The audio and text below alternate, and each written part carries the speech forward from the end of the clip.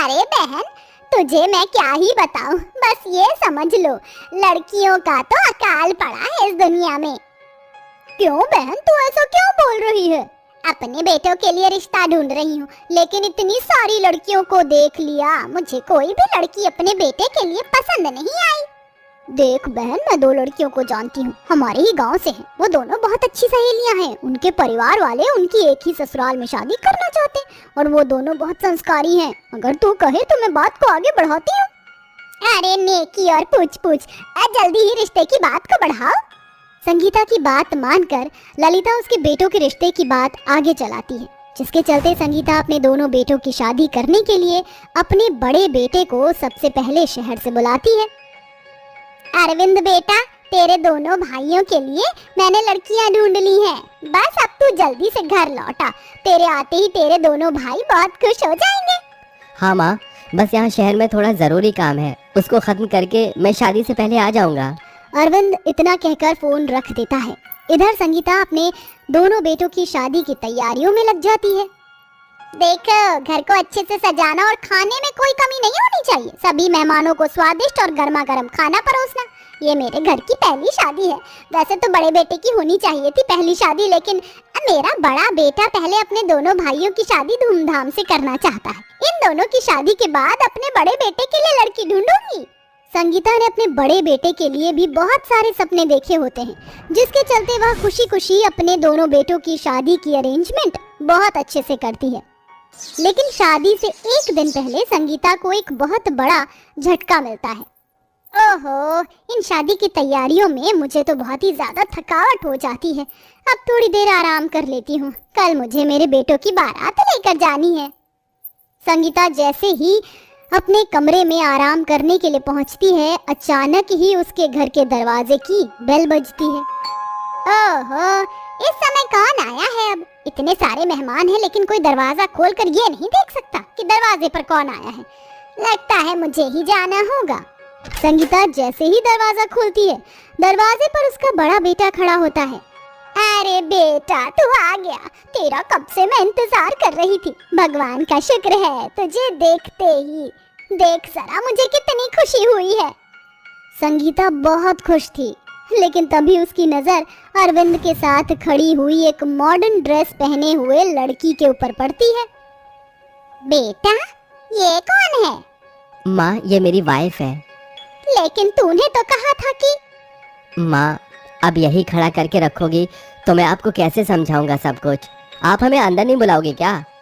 संगीता अपने बेटे और उसकी मॉडर्न वाइफ को घर में बुला लेती है।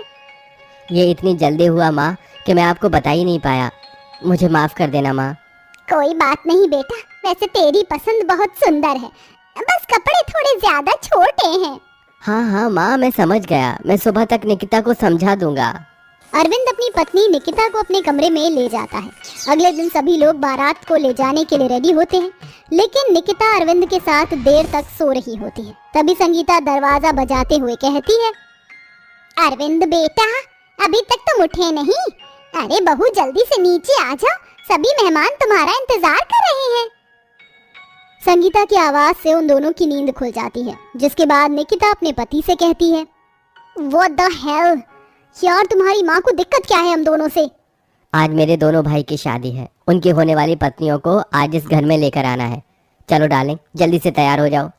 अरविंद के कहने पर निकिता रेडी होने लगती है, लेकिन वो एक हॉट ड्रेस पहन लेती है, जिसे देखकर गांव के सभी लोग उस पर हंस रहे होते हैं। वहीं अरविंद अपनी माँ के साथ मिलकर अपने दोनों भाइयों की शादी करके अपने घर उनकी पत्नियों को ले आता है, जहाँ संगीता उनका स्वागत करती है। आओ बहू, अंदर आओ, इस घर को अपना ही घर समझो। क्या बात है, हे हमरा ये ससुराल तो बहुत अच्छा है। अरे वाह भाई वाह, कमाल हुई कमाल। बहुत सही बोल रही है झुमरी, लेकिन हमका तो बहुत डर लागत है, कहीं इतना बड़ा घर हमरे ऊपर गिर गया तो हमरा तो कचुम्बर ही बन जाएगा। काहे बौखला रही हो चंदा? आओ, तुम हमार छाती से चिपक जाओ फेविकोल की तरह, तुमको कछु नहीं होगा, ये हमरा तुमसे वादा है।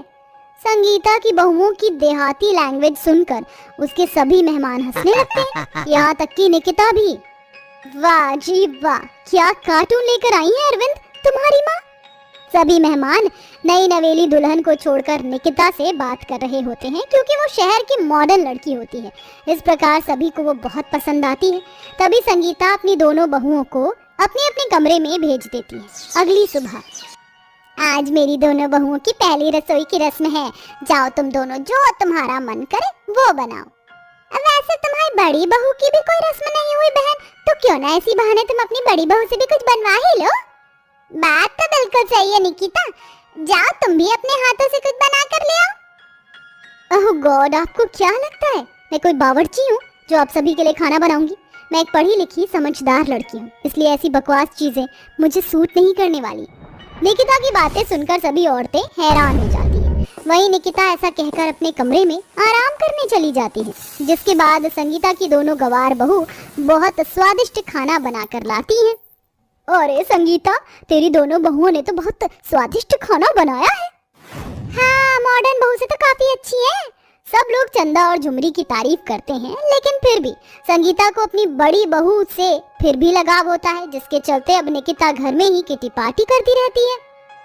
तेरा घर तो काफी अच्छा है, यहाँ कोई डिस्टर्ब नहीं करता।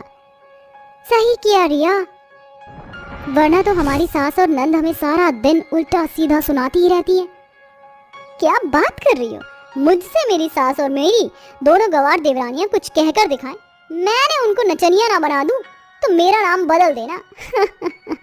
निकिता की बात सुनकर वो तीनों जोर से हंसने लगती हैं। तभी वहाँ पर संगीता आती है।